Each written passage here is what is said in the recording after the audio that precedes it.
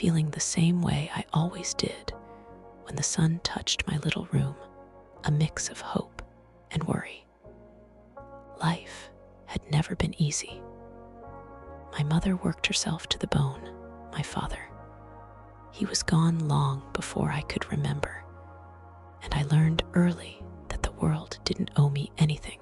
I had dreams, sure, but they felt far away, wrapped in layers of other people's wealth and comfort that I couldn't touch.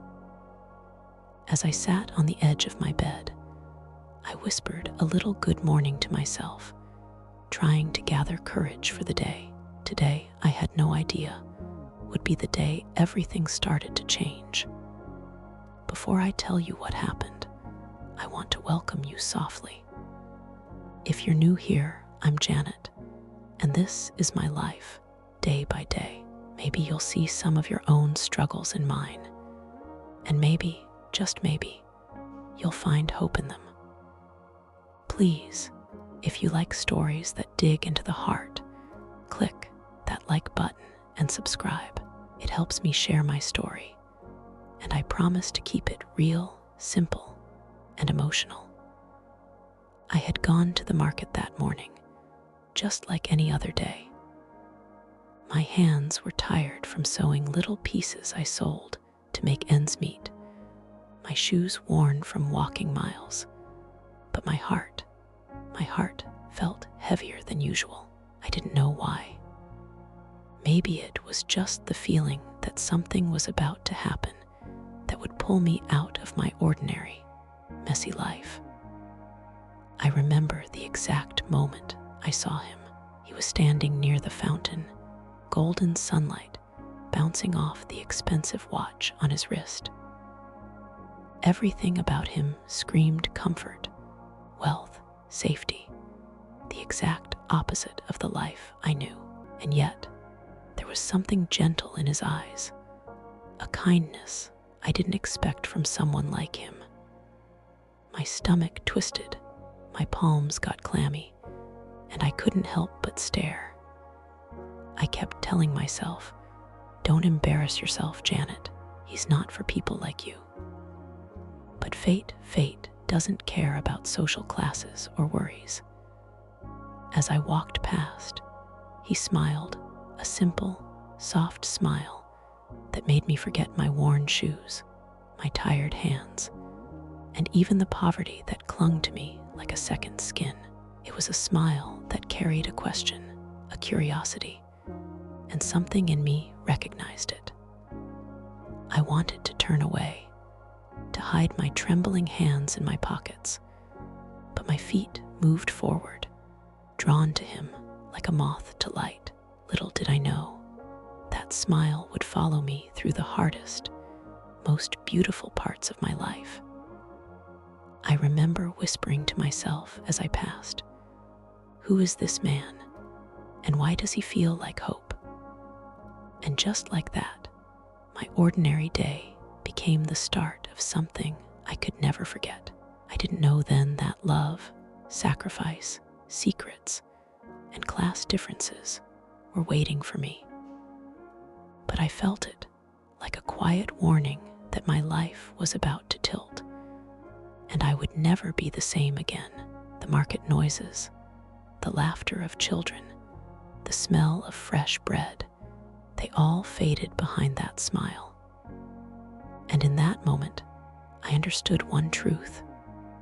The world might try to keep me small, keep me struggling, but sometimes life hands you a moment that can change everything if you dare to take it. That day was one of those moments, and it was only the beginning of a journey that would test my heart, my patience, and my belief in love itself. Tomorrow, I'll tell you how he spoke to me, how our first words began to untangle a story neither of us knew we were part of. But before that, I just couldn't shake the feeling that my life, from that day forward, would never be ordinary again. After that fleeting smile, my legs felt heavier than ever, like I was walking through a dream I wasn't sure I deserved. The market around me buzzed with life, the shouts of vendors, the clatter of carts, the smells of spices and fresh bread. But I could barely focus. All I could see was him, standing there, golden sunlight catching his hair, like he had stepped out of a world I would never belong to. I kept telling myself to breathe, to keep walking, but something deep inside whispered, "Go back, say something." I wasn't used to taking chances. My life had taught me that survival meant staying small, invisible, safe. But that day, survival felt meaningless. I found myself circling back, pretending to examine vegetables while stealing glances at him, wondering if he even noticed me again. And then he did. Our eyes met, longer this time, and my heart stuttered in a way I had never felt before. He raised a hand, not a wave, not a grand gesture, just a soft, polite nod that made me feel seen. And in that tiny motion, I realized how much I had missed being seen, really seen, by anyone. I swallowed my nervousness and finally approached him, my fingers fidgeting with the hem of my worn shirt. "Hi," I said, my voice smaller than I intended. But he didn't laugh, didn't judge. Instead, he smiled again, that same gentle smile, and replied, "Hi. I haven't seen you here before. Do you come to this market often?" It was a simple question, but my heart jumped. Simple words can carry worlds, I realized. I told him I came every Saturday, selling little things I made, and somehow I found myself talking to him, like a thread was pulling me forward, unspooling words I never thought I had. He asked questions, not the kind that pry or mock, but the kind that make you feel safe. And with each answer I gave, I felt a warmth rising inside me, a strange mix of hope and fear. Because hope felt dangerous, fear felt familiar. And in that swirl, I recognized the first taste of love, or maybe just the first taste of something I would mistake for love.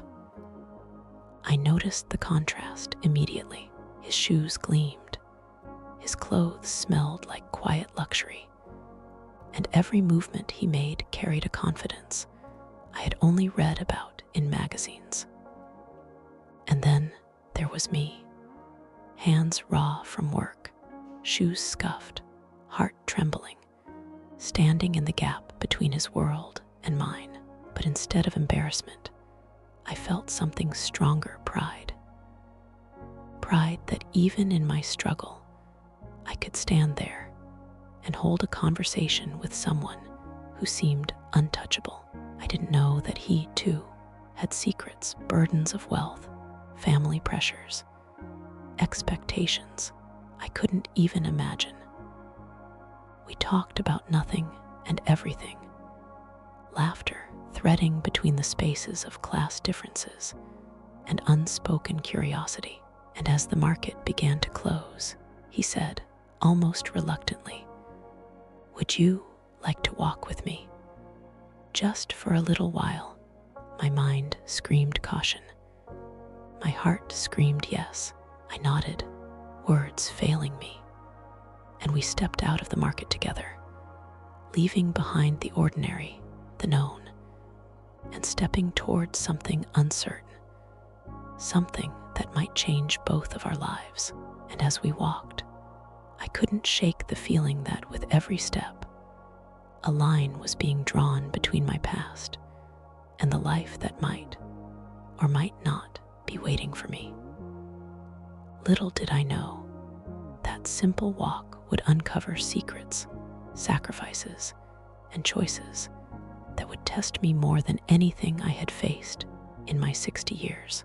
Tomorrow, I'll tell you about the first moment he reached into his world for me, and how I realized that the golden life he came from wasn't as perfect as it seemed. And my struggle wasn't the only hidden pain between us. We walked slowly down the street, the air warm with the last rays of sunlight, and I couldn't help but notice the quiet elegance around him. Not flashy, not loud, but everything about him whispered comfort, the kind I had only dreamed of, the kind I never thought I'd touch. And yet, even in the middle of that beauty, I sensed a tension beneath the surface, like a shadow moving quietly behind the golden glow. I wanted to ask, but I didn't. I had learned early that some questions were dangerous, that curiosity could be a luxury in a world that demanded survival. Still, my eyes lingered on him, trying to see beyond the polish, trying to understand the man behind the wealth. "You walk a lot, don't you?" he asked softly, almost as if reading my thoughts. I laughed, a little nervous, and said yes. My life had taught me that walking was cheaper than taxis, and it gave me time to think, to dream, to imagine a different world. He nodded, listening like every word mattered, and I realized that in that moment, I wanted him to know me. Not the poor girl selling little handmade things at the market, but me, my hopes, my fears, the part of me that the world had tried to keep hidden. As we passed a small park, he paused and gestured toward a bench, inviting me to sit. I hesitated. Benches weren't usually for someone like me, someone who had learned to stay small. But then I sat, letting the nerves settle in my stomach like tiny stones. He sat beside me, careful, respectful, not invading, just present. And for the first time that day, I saw something unexpected in his eyes: vulnerability. It was subtle, a quick flicker, a sigh he tried to hide, a tension in his shoulders that spoke louder than words. I wanted to reach out, to offer comfort, but I didn't. I had learned to protect my own heart, to hide behind the mask that kept the world at bay. And yet, in that quiet park, in the fading light, I understood that he carried burdens of his own. He came from gold, yes, but it wasn't a life free from worry, from family expectations, from loneliness. And maybe, just maybe, he had been longing for someone who could see past the gold, past the comfort, and meet the real him. I tried to ask a question, something simple about his family, about his life, but the words tangled in my throat. He answered anyway, in a way that was careful, measured, yet honest enough to hint at the pressures he carried. And I felt a connection, fragile but undeniable, like two worlds brushing together at the edges. My heart was full, yet cautious. I wanted to step forward, to let hope in, but fear whispered that love and struggle didn't mix easily. And as the sky darkened and the first stars began to shine, he stood and said softly, "I know this is sudden, but can I see you again?" My breath caught. Everything inside me wanted to say yes, to run into a life I had never dared to imagine. But I hesitated, remembering my past, my struggle, the life that would never understand someone like him. Yet, I couldn't deny the pull, the quiet promise that maybe, just maybe, fate had something waiting for me. As we parted that evening, I walked home under the dim streetlights, heart racing, thoughts tangled, wondering if the bridge between his world and mine could ever hold. Tomorrow, I'll share what happened when I tried to imagine a life with him, and how the first seeds of both hope and heartbreak were quietly planted that very night. That night, as I lay on my small bed, the ceiling fan humming above me, I couldn't stop thinking about him, the golden light in the market, his gentle smile, the softness in his voice. It all kept replaying in my mind, like a scene I wasn't supposed to be part of. I had always been taught to keep my head down, to survive quietly, to never reach for a world that wasn't meant for someone like me. And yet, in my heart, I felt a spark, something that whispered I could belong somewhere else, even if only for a moment. My hands fidgeted with the worn sheets, and I whispered to myself, "Don't get too excited, Janet. You know better. You've been hurt before by hopes that were too big." But the memory of his eyes, the way he looked at me like I mattered, wouldn't let me stop. I imagined what it might be like to walk through life with him, not the man of gold that everyone expected, but the man I glimpsed, the one who carried secrets and pain just like me. My mind spun with what-ifs, and for the first time in years, I let myself dream. But with dreaming came fear. I worried about the world seeing us together, about his family, about the whispers that would follow a girl from struggle daring to step into a life of comfort. I knew the path wouldn't be easy, yet a part of me wanted to reach for it anyway. The next morning, I woke with a mix of hope and dread. My little apartment smelled of coffee and old walls, my mother still asleep, and the routine of survival waiting for me. But today felt different. I dressed carefully, smoothing my hair and tucking in the worn edges of my shirt. I wanted to look presentable, not flashy, not like someone pretending to be wealthy, but like someone worth noticing, worth more than the life I had been handed. As I walked to the market, my heart thumped in my chest. I wondered if he would be there again, if he remembered our conversation, if the spark I felt was only in my imagination. And then, as if fate had answered, there he was, leaning casually against a fruit stand, looking every bit as untouchable as yesterday, but with a small, shy smile that made my stomach flutter. He greeted me softly. "Good morning, Janet. I hope I'm not disturbing your work." My hands trembled slightly as I replied, "No, not at all. I'm just getting started." He nodded, eyes scanning the small items I sold, and I felt a strange pride that even in my struggle, I could still hold his attention. We walked together again, and the conversation turned lighter this time, laughter threading through the tension. Small stories about childhood, about dreams, about little things that revealed pieces of us we hadn't meant to show anyone else. And yet, beneath the laughter, I sensed the same weight in him, the pressures of a world I couldn't fully touch, the expectations that gold can never erase.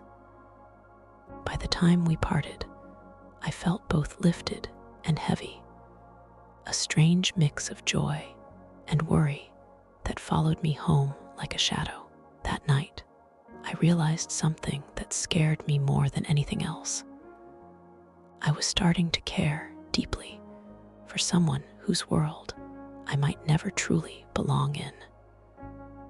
And the thought that our lives could be connected, even briefly, made my heart ache with possibility. Tomorrow, I'll tell you about the first moment he showed me a glimpse of his true world behind the golden mask, and how it made me question everything I thought I knew about love, struggle, and the bridges we try to cross between worlds. The next Saturday, I arrived at the market with the same mixture of nerves and anticipation that had become almost unbearable. My hands were raw from sewing, my shoes scuffed from walking, but my heart felt lighter, carrying a secret hope I could hardly admit to myself. And there he was again, leaning against the same fruit stand, looking as effortless and untouchable as ever, yet somehow softer today. When he smiled, my chest tightened.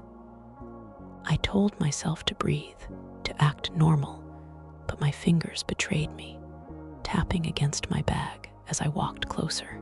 "Janet," he said softly, "I was hoping I'd see you again."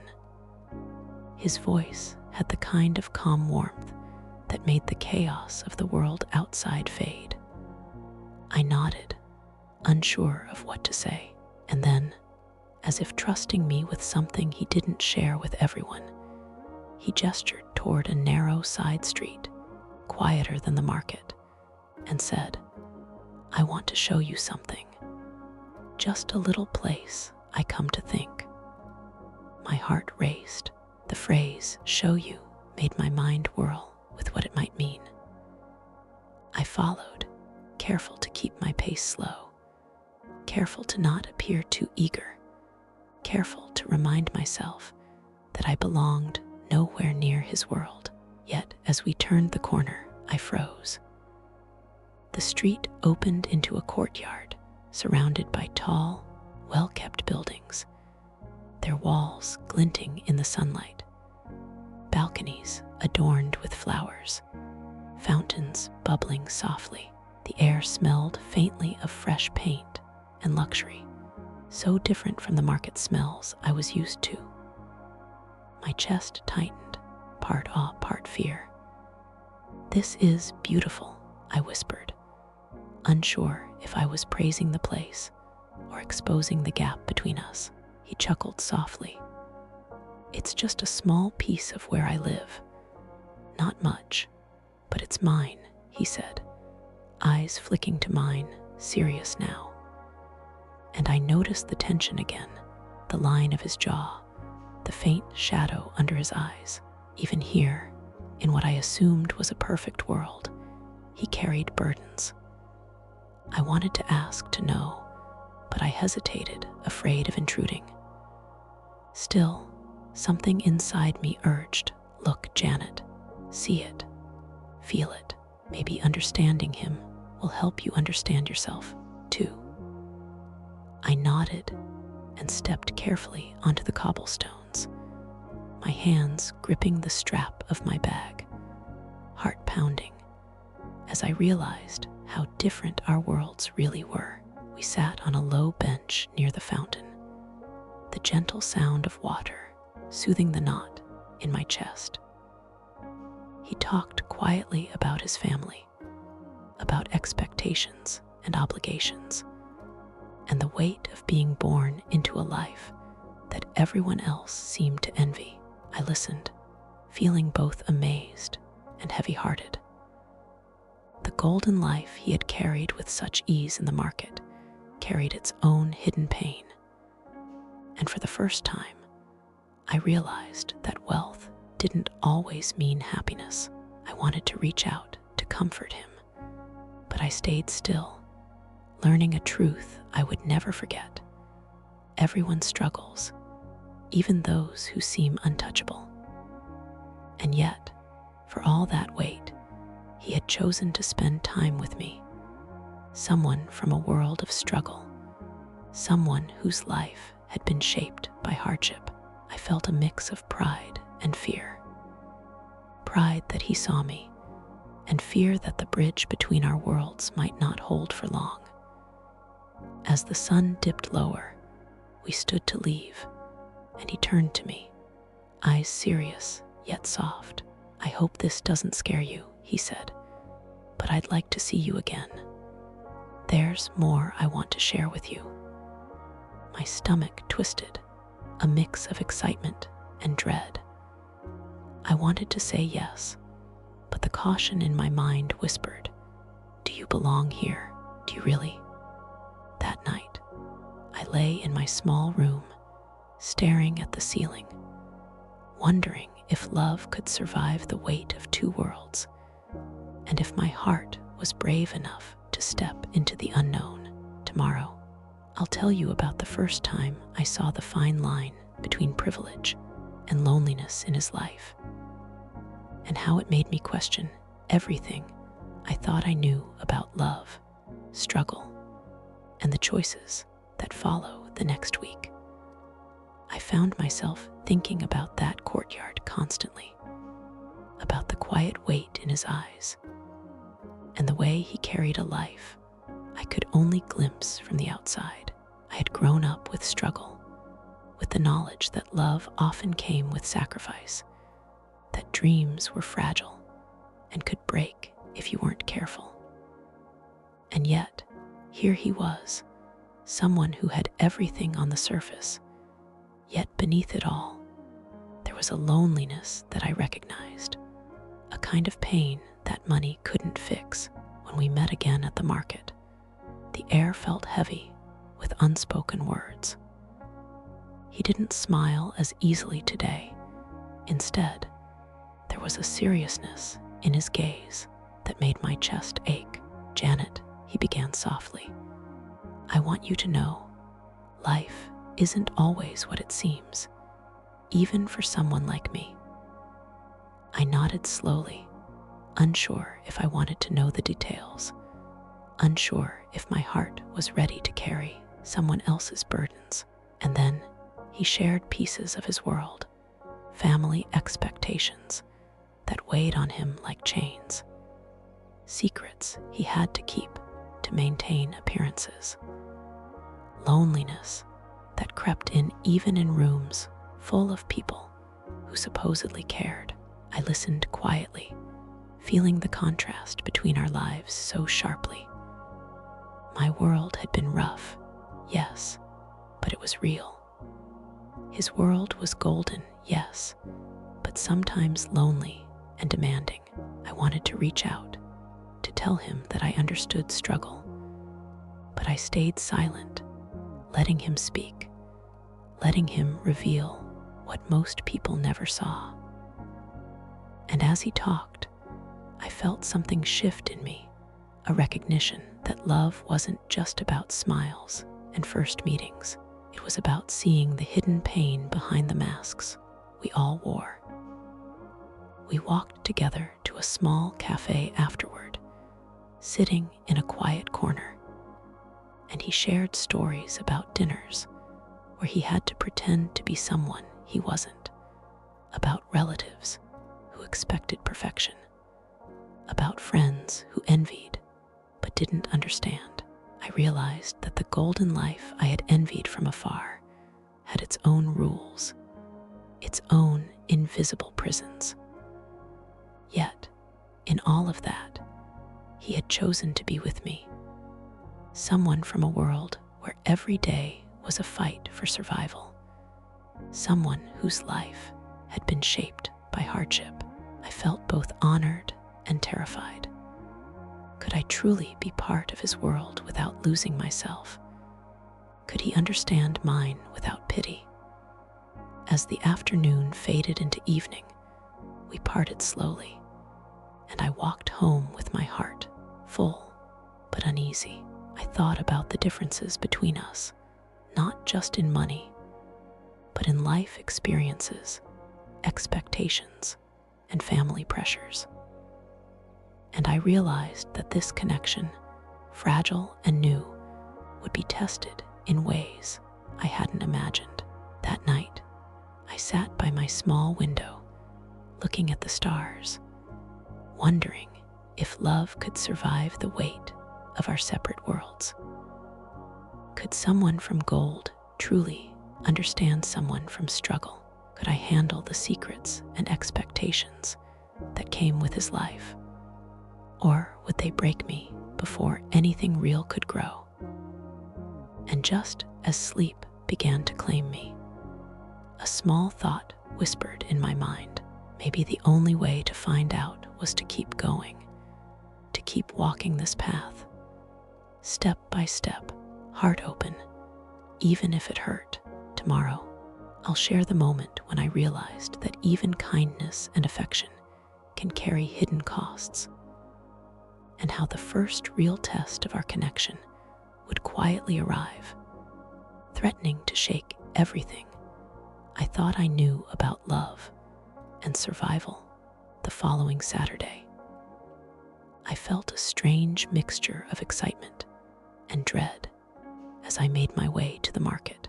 The thought of seeing him again made my heart race, but a small voice inside warned me, "Don't get too close. You don't belong in his world." I tried to silence it, focusing on the worn path I walked every day, the sounds of vendors calling out, the smell of fresh bread and roasted peanuts. And then I saw him, standing near the fountain with that familiar, gentle smile. My chest tightened as he waved softly. He seemed happy to see me, but there was also something in his eyes, a shadow I hadn't noticed before. As I approached, he gestured toward a quiet side street, the one we had walked before. "Janet," he said, "I need to talk about something important. Can we walk?" My stomach sank.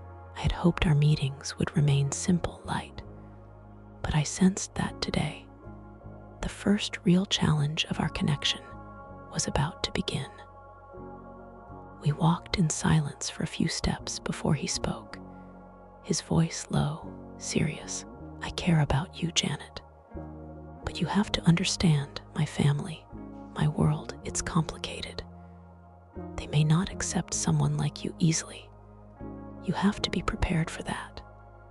I froze, my fingers tightening around my bag strap. I had imagined difficulties before, yes, but hearing it spoken so plainly made the weight of our differences undeniable. I understand," I whispered, my throat dry. "I've lived with struggle all my life. I can handle challenges." But even as I said it, doubt crept in. Could my small, humble world truly fit into his golden one? Could my heart survive if I was rejected by his family or misunderstood because of where I came from? He reached out just slightly, a comforting touch on my arm, and I felt warmth spread through me, a mixture of reassurance and fear. "I want you to know," he continued softly, "I'm not asking you to change. I just need you to see what might come." I nodded, trying to steady my emotions, but my mind raced. I had never been in a situation where love came with invisible barriers, where my background could threaten happiness before it even began.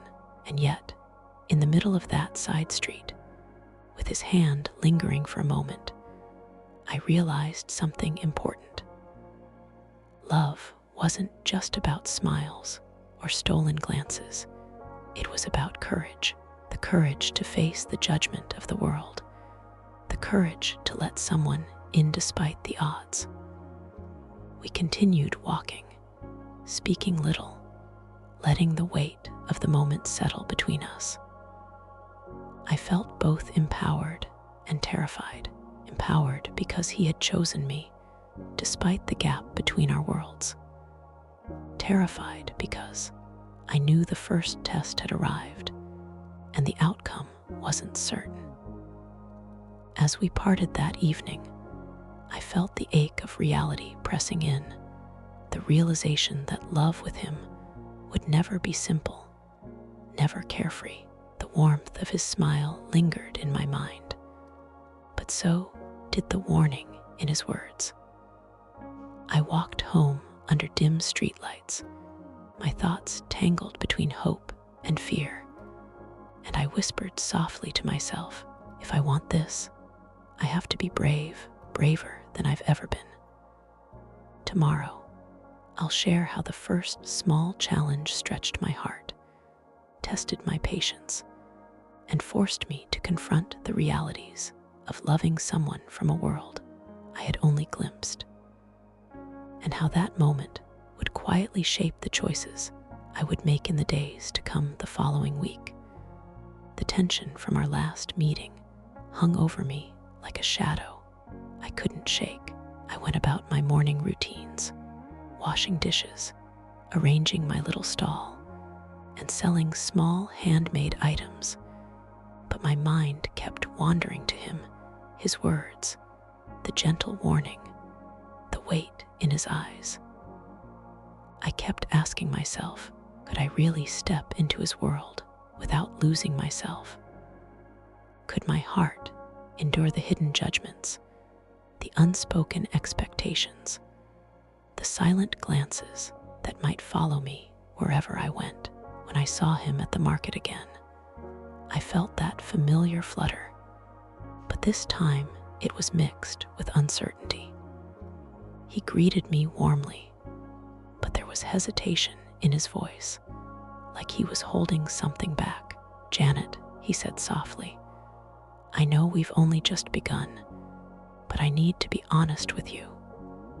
There might be days when us feels impossible, when the distance between our worlds seems too wide.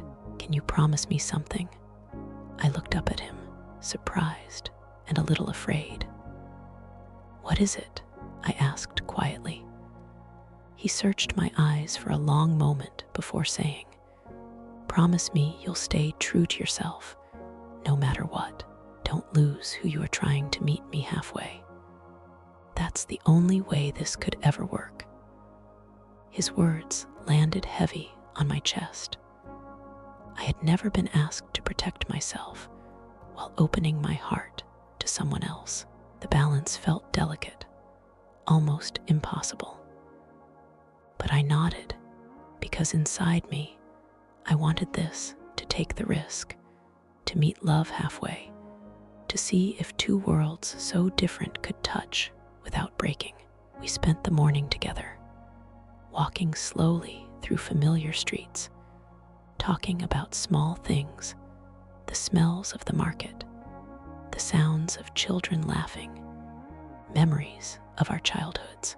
And yet, all the while, I felt the unspoken tension between us, the invisible wall that money and privilege had built, and the bridge I had to cross carefully, step by step. By midday, he suggested we sit by a quiet fountain, a place I was growing to associate with both comfort and challenge. I watched him as he spoke about responsibilities and pressures, and I realized that his golden life had its own struggles, expectations from family, decisions that had to be perfect, appearances that had to be maintained. And in that moment, I understood something I hadn't before. Love wasn't simple. It wasn't just smiles and kind words. It was courage, patience, and sometimes sacrifice. I felt both awe and fear, awe for his trust, fear for the battles that awaited us both. And then, as we prepared to part ways, he reached for my hand, not demanding, not possessive, just seeking a connection, and whispered, "Stay strong, Janet. This is only the beginning." I walked home slowly, feeling the weight of that statement. His words lingered in my mind like a soft warning, and I knew that in order to pursue this, I would have to be brave in ways I hadn't been before. That night, I lay awake, staring at the ceiling, thinking about how love could ask for both strength and vulnerability at the same time. And I whispered to myself, I will try. I have to try, because maybe, just maybe, this is worth it. Tomorrow, I'll share the moment when the first real challenge of jealousy, misunderstanding, and family expectations would begin to test both our hearts, and how that moment would quietly reveal the cracks and strengths in the fragile bridge between our worlds. The next Saturday, I felt a mix of excitement and unease as I walked toward the market. My hands were tired, my shoes scuffed, and yet my heart thumped like a drum. Carrying hope I didn't fully trust, I spotted him near the fountain, leaning casually against a fruit stand. But there was a tension in his posture I hadn't noticed before. As I approached, I noticed two young women standing a little way off, whispering and giggling, their eyes flicking toward him in a way that made my stomach twist. He saw me and smiled softly, but I could sense an unspoken unease in the air. "Janet," he said quietly, "come with me. There's something I want to show you." My mind raced. The moment felt ordinary on the surface, but I could feel the subtle pressure building, the first real test of how our worlds would clash. As we walked, I couldn't help but notice the looks from others, some curious, some judgmental. It struck me for the first time how different our worlds truly were. I came from a life of struggle where people looked past you or ignored you entirely. And here, suddenly, I felt the weight of attention, the invisible whispers that reminded me I didn't belong. We reached a small cafe, tucked away from the market's bustle. As he pulled out a chair for me, one of the young women from earlier entered, her eyes narrowing as she glanced at me. I felt my cheeks flush, my hands trembling slightly. She spoke casually to him, too casual, too familiar. And I realized with a jolt that this was my first brush with jealousy, not mine exactly, but the world reminding me that love with someone from gold would come with complications. He noticed my discomfort and reached gently for my hand, giving me a reassuring squeeze. "Ignore them," he whispered. "They don't matter." But the feeling lingered, a tiny seed of fear, a reminder that I was stepping into a world filled with people who judged by appearances, by backgrounds, by everything I had never known. We spoke quietly after that, trying to bridge the growing tension.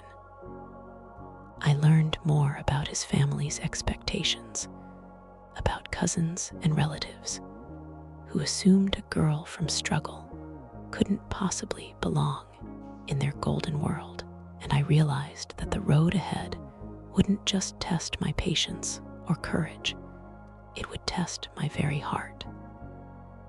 Could I handle the whispers, the judging eyes, the pressure of stepping into a world that looked perfect on the surface, but carried its own hidden judgments?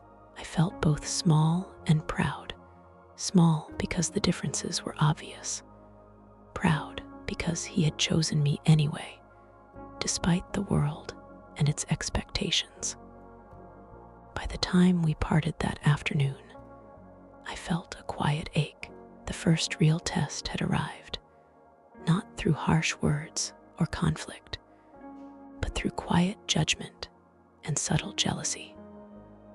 I walked home slowly, thinking about how love could be both gentle and cruel, how it could lift you while quietly reminding you of the gaps between worlds. That night, I lay awake, my mind racing, thinking about courage, patience, and the strength it would take to survive love that asked for so much, yet offered hope in return. Tomorrow, I'll share how our first real confrontation came, not with anger, but with choices, misunderstandings, and the kind of tension that could quietly break hearts if we weren't careful. The following Saturday, the market felt heavier than usual. My hands shook slightly as I arranged my small handmade items, my mind replaying the subtle tension from last week, the whispering glances, the judging eyes. I wasn't used to attention like that, and yet a part of me still longed for him, for the warmth in his smile, for the way he made the world feel softer, even when it threatened to crush me. I spotted him by the fountain, but today there was a shift, a seriousness in his posture that made my stomach twist. As I approached, he greeted me quietly and then said, "Janet, we need to talk." My heart sank. I tried to steady my breath, telling myself it might be nothing, just a small conversation. But deep down I knew that this was the first real test of our connection. The first moment where the worlds between us would push against each other. We walked to our usual side street, the one that felt like a private world away from the market. He stopped and looked at me, eyes serious but gentle. "I've been thinking about us," he said quietly, "about what this could mean and the reactions we might face." My throat tightened. I nodded, unsure how to respond. I wanted to tell him that I didn't care what anyone thought, that I trusted us. But the words caught in my chest. He continued, "Some people will judge. Some may even try to come between us. I don't want that to hurt you, Janet. I need to be honest." I swallowed hard, feeling the weight of his words pressing against my heart. I realized then that love wasn't just about affection. It was about facing the world together, about confronting judgment, misunderstandings, and expectations that neither of us could fully escape. And yet, even as fear curled around me, a small flame of determination ignited. I wanted this connection, fragile and complicated as it was. "I understand," I whispered. "I'm not afraid." He studied me for a long moment, then nodded, a small smile brushing his lips, though the worry hadn't left his eyes. We continued walking, talking in hushed tones, sharing small pieces of our worlds, trying to build trust against the invisible pressure around us. And as the afternoon sun dipped low, casting golden light across the streets, I felt the strange mixture of hope and dread settle in my chest. By the time we parted, the first test had been faced, not with anger or drama, but with quiet acknowledgement, understanding, and the weight of reality pressing on our hearts. That night, lying in my small room, I realized something I hadn't before. Love could lift you, but it could also demand strength you didn't know you had. And in that quiet realization, I whispered to myself, "I will hold on, no matter what the world throws at us."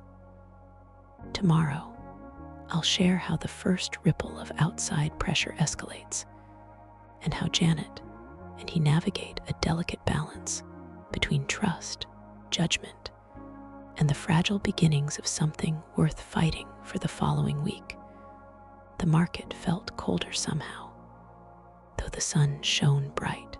I arranged my handmade items, but my thoughts were tangled, replaying last week's conversation. I kept thinking about his warning, the quiet acknowledgement that our worlds didn't fully belong together. And then, as I glanced toward the fountain, I saw them again, the young women from before, whispering, glancing, smirking. I felt a pang in my chest, a strange mixture of anger and fear, because I knew that even subtle judgment could grow into something bigger, something dangerous for us. He arrived soon after, noticing my tension immediately. "Don't let them get to you," he said softly, reaching for my hand. I squeezed it, trying to draw strength from him, but inside, I felt the pressure building. We walked together toward the side street, our usual quiet haven, but the unease lingered between us. "Janet," he began, voice low, "I think some people are watching more closely than we realized. They might try to interfere, to remind us that our worlds are different." My stomach twisted. I had imagined judgment before, yes, but now I could feel it, tangible and sharp, like a warning shot across our fragile connection. I don't care," I said quickly, though my voice trembled. "I just want to be with you." He studied me carefully, the weight of concern heavy in his eyes. "I know, and I want that too. But we have to be smart, careful. The world won't always understand us, Janet." I nodded, realizing that love wasn't just about desire or attraction. It was about navigating invisible obstacles, managing expectations, and protecting hearts from the subtle cruelty of judgment. We sat by the fountain in silence for a while, each of us lost in thought, both aware that the first real external pressures were building. I thought about my life, about the struggles that had taught me resilience, patience, and pride, and I realized that those lessons would serve me now, not just for survival, but for love that demanded courage and steadfastness in the face of worlds colliding. By the time we parted that afternoon, the tension had eased slightly, but I could feel the first seeds of conflict planted, tiny but persistent, ready to test us in ways neither of us had fully imagined. Walking home, I felt a strange mixture of hope and dread, my heart racing with the thrill of connection, yet heavy with the knowledge that the path ahead would not be easy. That night, lying on my small bed, I whispered to myself, "If this is love, I'll fight for it, even if it hurts." Tomorrow, I'll share how the first real challenge of judgment and misunderstanding unfolds when the world begins to push back, threatening to expose the fragile cracks between us and test whether love can survive the invisible walls between our worlds. The following Monday, the market felt different. The chatter of vendors, the calls of the fruit sellers, even the scent of freshly baked bread seemed heavier, weighed down by a tension I couldn't ignore. I arrived early, hoping to prepare for the day in peace, but my stomach tightened as I noticed a small crowd forming near the fountain. And there he was, standing with a few of his cousins, their eyes flicking toward me with curiosity, and I could sense subtle judgment. My heart thumped in my chest. I had expected challenges, whispers, even doubt, but the real weight of their scrutiny hit me like a cold wind. "Janet," he whispered as I approached, his hand brushing lightly against mine. "Just stay calm." I nodded, though the words offered little comfort. The cousins' glances were sharp, their expressions a mixture of amusement and skepticism, and I felt suddenly very small in my worn shoes, in my plain clothes, in my world of struggle that suddenly felt exposed. One of them, a young woman with a thin smile, stepped closer, her tone polite but pointed. "You're new here, aren't you?" she asked, with a gaze that weighed my every movement. I swallowed hard, feeling my cheeks burn. I wanted to step back, to retreat into the safety of my small life, but he stood beside me, steady and calm, a quiet shield against the judgment. Yes, I said softly, voice firm despite the fluttering in my chest. I come from a different place, but I'm here now. His eyes met mine, and I felt a surge of courage, realizing that love wasn't just about hearts, it was about standing together. Even when the world tried to push you apart, the cousins murmured among themselves, subtle whispers that reached my ears and reminded me that my life of struggle was never fully understood, never fully accepted. Yet, I noticed something in him, patience, quiet strength, a commitment that we would face this together. We walked a short distance away, and he spoke softly, "See, Janet, the first real test of our connection isn't about us. It's about the world around us. They'll push, question, judge. But we have to stay steady." I nodded, feeling the mixture of fear and determination tightening in my chest. For the first time, I realized that love was not just about desire or longing. It was about courage, endurance, and the willingness to face judgment without crumbling. That afternoon, as we parted, I felt the ache of reality pressing on my heart, but also a quiet pride. I had stood, however small and nervous, in the midst of scrutiny, and I had not faltered. That night, lying in my modest room, I thought about how our worlds were colliding, how subtle pressures could cut deep, and how fragile yet powerful the bridge between us had become. I whispered softly to myself, "If this is love, I will face it all." Tomorrow, I'll share how the first misunderstanding, fueled by whispers and assumptions, begins to take hold, threatening to turn hope into doubt and trust into uncertainty, and how Janet must navigate the delicate line between courage and fear. The following Thursday, my heart felt heavy before I even reached the market. The memory of the cousins' judging glances haunted me, and a quiet fear had settled in my chest, whispering that maybe love wasn't enough to bridge our worlds.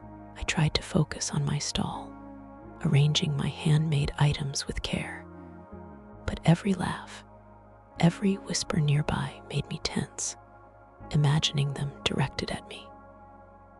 And then I saw him, approaching from across the market, his expression calm, but something in his eyes made me pause. "Janet," he said, a note of worry in his voice, "I need to clear something up." My stomach twisted. Could this be another subtle test, or was something more serious happening? He led me to the side street, our quiet sanctuary, but there was tension in the air that I couldn't ignore. "I heard what happened earlier," he said softly, "with my cousins. I know they might have made you feel small, unwelcome. But I need you to understand, Janet, it wasn't their words alone. It was the assumptions they made, and I may have unintentionally allowed them to influence how you felt." I blinked, confusion and hurt mixing together. "What do you mean?" I asked cautiously, my hands trembling slightly. He sighed, a quiet sound full of weight. "I may have spoken to them, hinted at things maybe they misunderstood. I didn't mean to, but I see now that it hurt you, and I need to take responsibility." I felt a swell of emotions, hurt, relief, anger, love, all tangled together. I wanted to lash out, to protect myself, to tell him that my world of struggle had prepared me for judgment.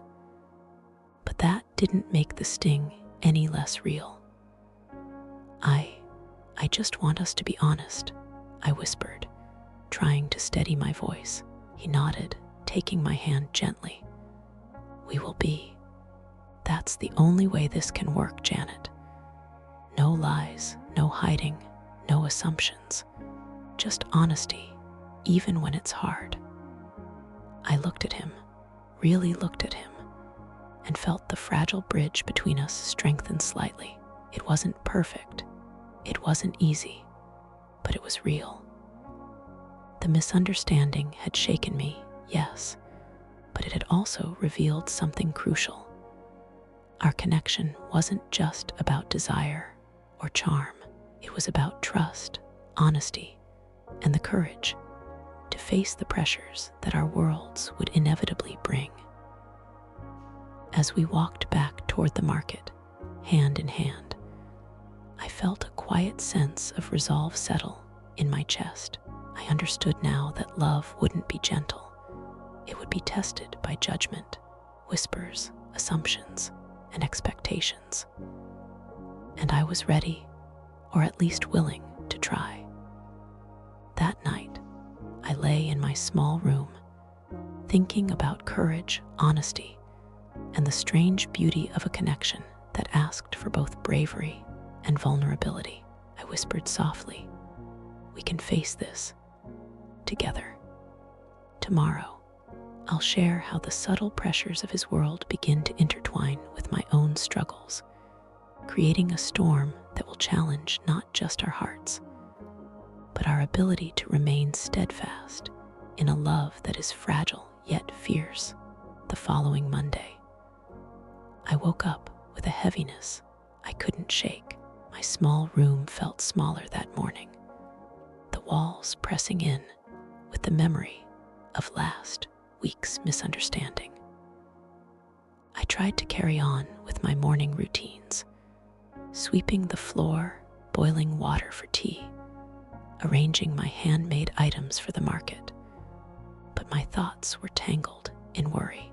I kept thinking about him, about his world, and about the subtle pressures that had begun to seep into my own life. By the time I reached the market, I noticed whispers among the vendors, not about my work, but about me. Glances lingered a little too long, and I felt a quiet heat rise in my chest. It wasn't just the judgment of his cousins anymore. Now, even my small world of struggle seemed touched by the ripple of his golden life. And then he arrived, noticing my unease immediately. "Janet," he said softly, taking my hand, "I know it's getting complicated, but I need you to know we'll face it together." I nodded, feeling both comforted and burdened by his words. We walked through the familiar side streets, sharing the quiet space, but the tension between worlds pressed on us invisibly. "It's not just about us anymore," he said after a pause, voice low. "It's about expectations, mine, yours, theirs. People are watching, judging. You have to be prepared for that." I felt my stomach twist. Prepared? How could anyone be prepared for the weight of two worlds colliding? And yet, as I looked into his eyes, I realized that our connection, fragile and new, was being tested in real time. I thought about my own life, about the struggles that had hardened me, yet also taught me empathy, patience, and resilience. Those lessons would need to serve me now, not just for survival, but for love. By midday, the market had grown busier, and the whispers seemed louder, as if my courage and his world were under scrutiny. Yet I held my head high, refusing to shrink back, refusing to let judgment dictate my worth. We stopped by the fountain, the familiar haven of our quiet moments, and I felt a strange mixture of relief and tension. Relief that he was beside me, tension because I knew the storm was only beginning. By the time we parted, the sun dipping low and casting long shadows across the streets, I felt both weary and determined. Love was not easy, I realized, It demanded resilience, patience, and the courage to meet the unseen pressures of the world head-on. That night, lying in my small bed, I whispered to myself, "I will not let fear rule me. I will be brave. I will protect this. Tomorrow, I'll share the first small victory, a moment when Janet and he find a fleeting peace amidst judgment, giving them hope that their fragile love can survive the tests of two worlds colliding." The following Wednesday, the market felt different, almost lighter. I woke early, a quiet hope in my chest, the lingering tension of the past days tempered by the memory of his hand in mine, his promise that we would face the world together.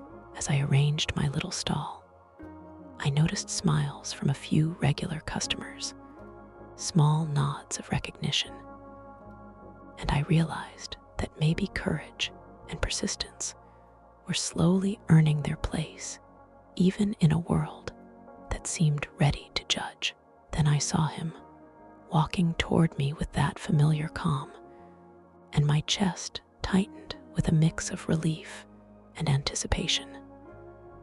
"Janet," he said softly, "I asked my cousin to leave us be today. No whispers, no judging, just time for us." I blinked, overwhelmed by a sudden lightness. It was a small victory, yes, but in our fragile world, it felt monumental.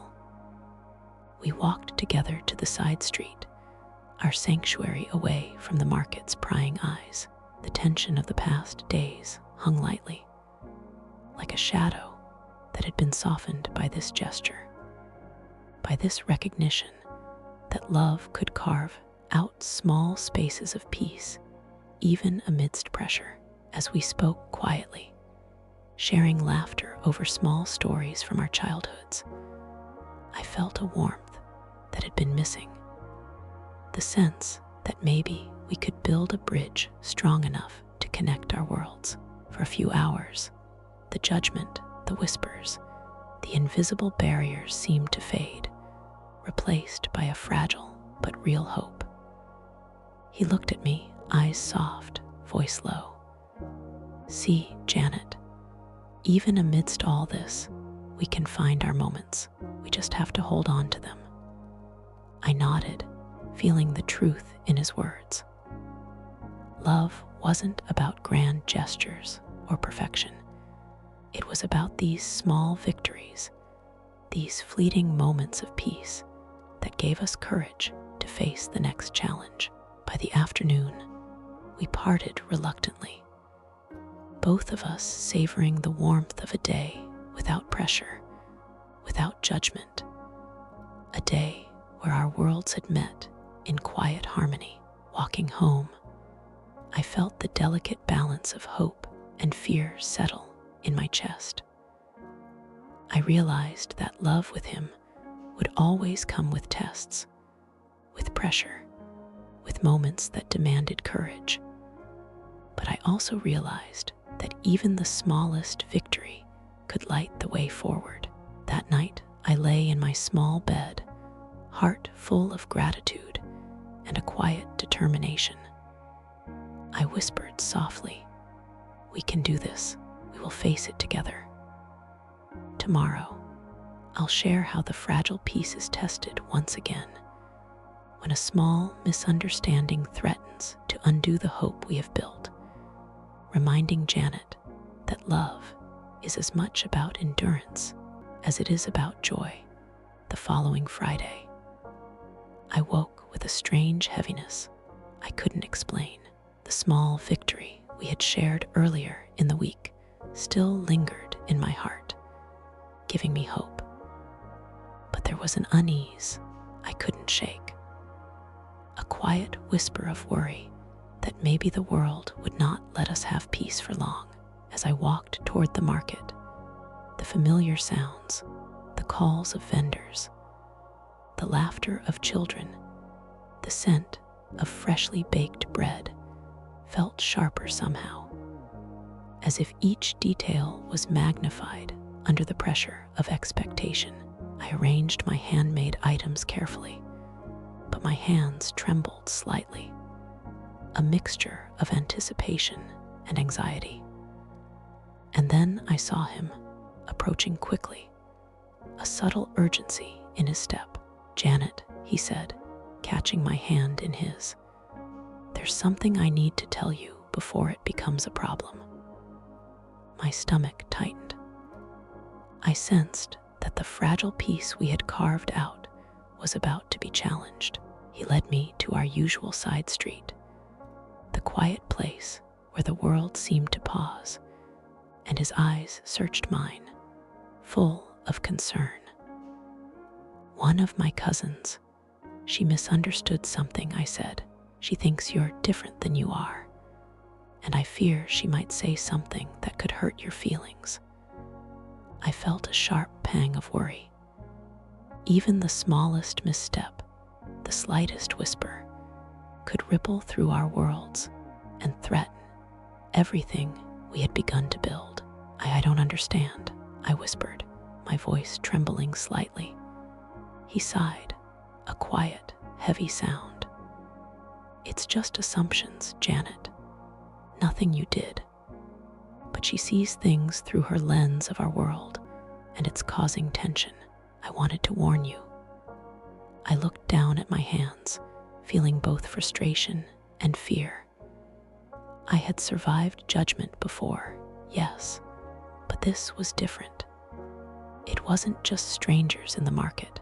It was someone close to him, someone whose opinion could shape the way the golden world saw me, someone whose assumptions could challenge the fragile bridge we were building. I wanted to scream, to defend myself, to tell him that my life of struggle had prepared me for whispers and judgments. But the fear of losing him held my words back. "We'll face it together," he said softly, sensing my turmoil. "But I need you to trust me and trust yourself."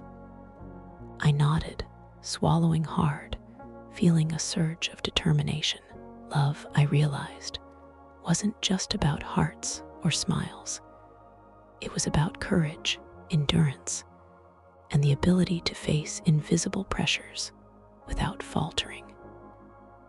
That afternoon, as we parted, I felt the weight of the world pressing on my chest, but also a quiet pride. I had stood beside him, ready to face whatever judgment or misunderstanding came our way. That night, lying in my small bed, I whispered softly, "I will not let assumptions break us. I will be brave."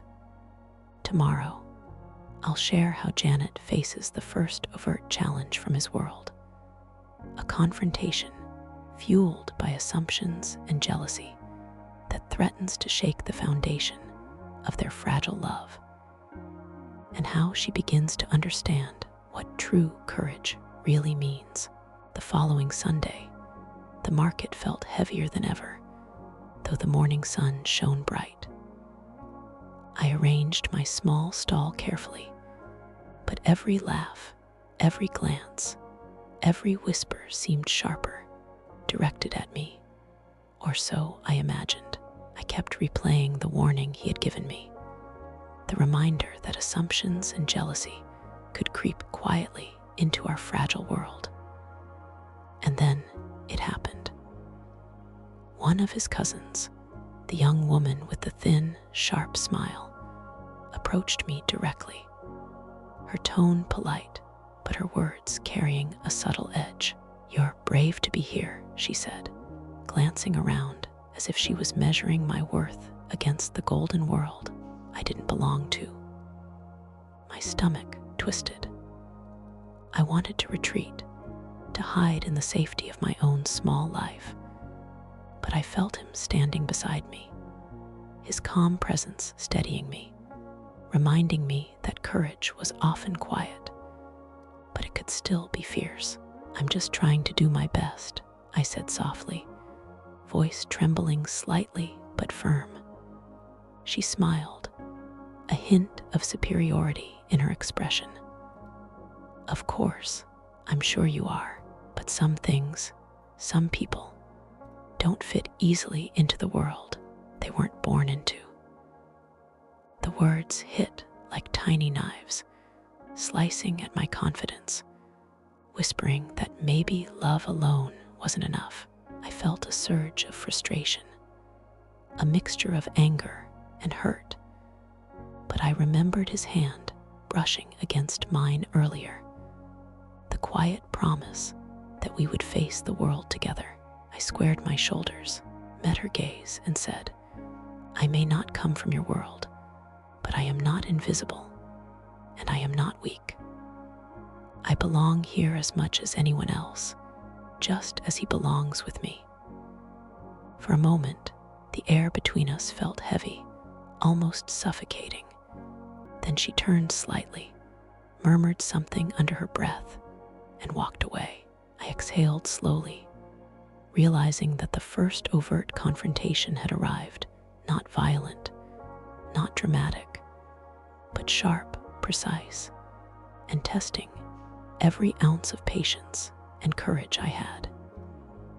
He squeezed my hand, his eyes soft but serious. See, Janet, this is just the beginning. The world will test us in ways we can't even predict. But you handled that with more strength than most would. I nodded, feeling a mixture of pride and exhaustion. Love, I realized, wasn't just about hope or longing. It was about standing firm when whispers and judgments tried to shake your core. That afternoon, we walked quietly through the streets, avoiding the murmurs, but feeling the invisible pressure of a world that didn't fully accept us. By the time we parted, the sun casting long shadows across the pavement, I felt a quiet ache in my chest, but also a newfound determination. That night, lying in my modest room, I whispered softly, I will not be small, I will not falter. I will protect this love, no matter what. Tomorrow, I'll share how Janet and he find a small, tender moment of trust amidst the judgment, a fleeting victory that gives them hope and strength, proving that love can survive even when the world seems determined to challenge it. The following Tuesday, the market felt almost ordinary, though my heart carried the echoes of the confrontation from Sunday. I arranged my stall quietly, trying to focus on the familiar rhythm of my small world. But my thoughts kept drifting to him, to the sharp words, to the invisible lines between our worlds. And then he appeared, as he always did, calm and steady, a small smile on his face, eyes searching mine for the unspoken tension I couldn't hide. Janet, he whispered as he reached for my hand, come with me, just for a few minutes. My chest tightened, but I followed, feeling a mixture of relief and curiosity. We walked to the quiet side street, our sanctuary from the whispers, the judgment, the invisible pressure that always seemed to lurk nearby. The air felt lighter here, almost tender, as if the world had paused just for us. He stopped and turned toward me, eyes soft, voice low. I wanted to make sure you knew, no matter what they say, no matter what the world thinks, I see you, I choose you, always. My throat tightened, tears prickling my eyes, and I felt a warmth I hadn't allowed myself in days. Here, amidst the quiet and the golden light of late afternoon, the invisible walls between our worlds seemed to soften, if only for a moment. I choose you too, I whispered, my voice barely audible, but firm in its truth. We stood there in silence for a few minutes, hands intertwined, hearts beating in quiet synchrony. The market, the whispers, the judgment, all of it felt distant, irrelevant. In that small moment, fragile and fleeting, we found trust, a tender reassurance that love could survive even when tested. I realized something important. Courage wasn't just about facing judgment or assumptions. It was about allowing yourself to be seen, to trust, even when the world tried to tell you that you didn't belong. By the time we parted that afternoon, my heart felt lighter, filled with hope and determination. The confrontation hadn't disappeared. It would return, no doubt. But now, I carried a quiet strength, a memory of trust that would fortify me when the pressures of our worlds collided again. That night, lying in my small room, I whispered softly, "Even in the hardest moments, we can find peace, we can hold on." Tomorrow, I'll share how an unexpected challenge tests that trust. When a small act of jealousy and misunderstanding threatens to unravel the tender moment we fought so hard to protect, showing Janet that even fleeting victories require vigilance and courage. The following Thursday, the market felt tense in a way that made my stomach twist even before I arrived. The memory of our tender moment on Tuesday still lingered, a small warmth in my chest. But I had learned that hope could be fragile, and the world often had a way of testing it. I arranged my handmade items carefully, trying to focus. But every glance from passing vendors or lingering customers felt heavier, as if the echoes of judgment had grown louder overnight. And then I saw her again, the young cousin, her expression sharper than ever, her eyes flicking toward me with a strange mixture of curiosity and something darker. My chest tightened. She didn't speak immediately, but I could feel the tension radiating from her. I tried to ignore it, tried to focus on my work, but she stepped closer, voice low, deliberate. "You think you belong here, don't you?" she said, her tone calm but her words cutting. "That you can just step into a world you weren't made for." My hands froze for a moment, the wooden beads of a bracelet slipping slightly through my fingers. I wanted to shrink, to retreat, but I felt his hand brush against mine, steady, reassuring, a silent promise that I wasn't alone. "I'm here because I choose to be," I said quietly, meeting her gaze, "and he chooses me too." Her lips pressed into a thin line, a smirk almost imperceptible, but it carried the weight of judgment, jealousy, and the subtle desire to see me falter. I realized then that love wasn't just about tender moments or small victories. It was about standing firm when the world tried to knock you down, when assumptions and jealousy became obstacles between two hearts. He squeezed my hand, eyes locked on mine, and whispered, "Breathe, Janet. We face this together. Nothing they say can change what we are if we don't let it." I nodded, swallowing the lump in my throat, feeling a mixture of fear, pride, and determination. The confrontation didn't last long, but its impact lingered, reminding me that every fragile moment of peace would require vigilance, courage, and the strength to endure. As the afternoon sun dipped lower, casting long shadows across the market, I felt a strange mixture of exhaustion and resolve. By the time we parted, the whispers had faded into the background, but their weight remained in my chest, a reminder that love and trust were battles fought not just in hearts, but in the quiet spaces between judgment and understanding. That night, lying in my small bed, I whispered softly, "I will not let jealousy or assumption break us. I will stand strong. I will protect what we have. Tomorrow, I'll share how Janet and he find a rare, fleeting celebration, a moment of joy and connection that gives them hope, showing that even in a world divided by struggle and privilege, love can shine, if only briefly, bright enough to fuel courage for the next challenge."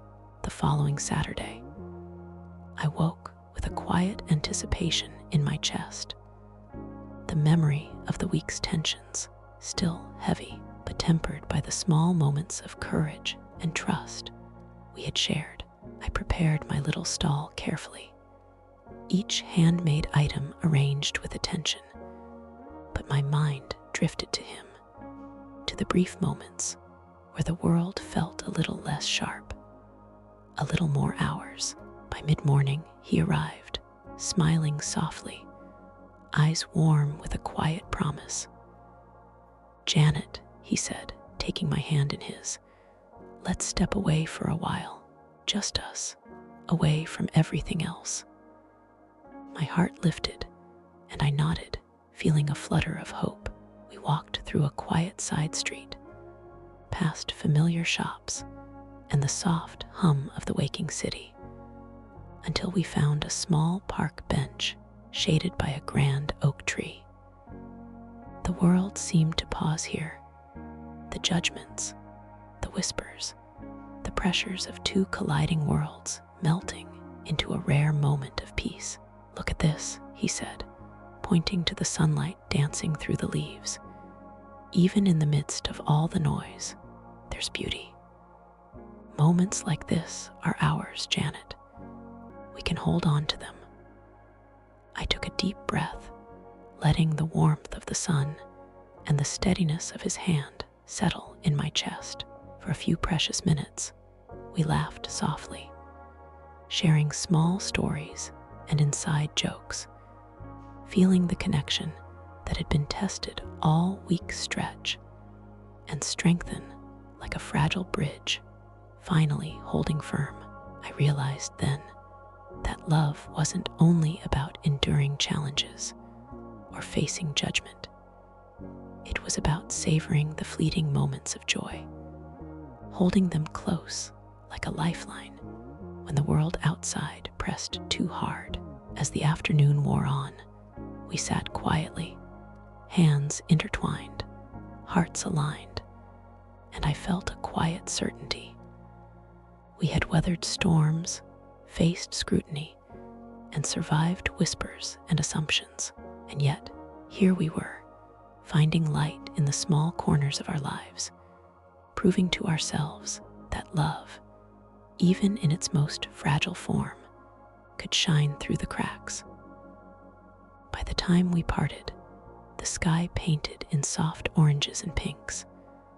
I felt a gentle hope settle over me, a promise that no matter the judgments or obstacles that awaited, we had moments like this to carry us forward.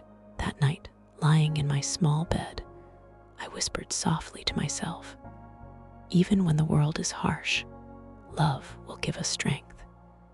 We can face it all together."